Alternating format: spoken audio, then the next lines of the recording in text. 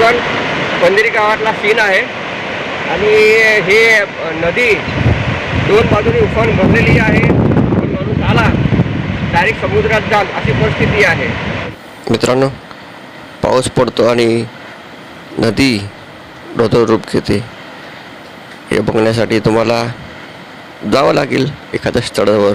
गेलेत काय कधी? मित्रांनो, सध्या मी पंधेरीमध्ये आहे आणि आमच्या पंधेरीमध्ये धरण हे संपूर्ण भरलं आहे आणि नदी जी आहे आमची धरणाची कॅनल ती दोन्ही काठेने फुल वाहत आहे.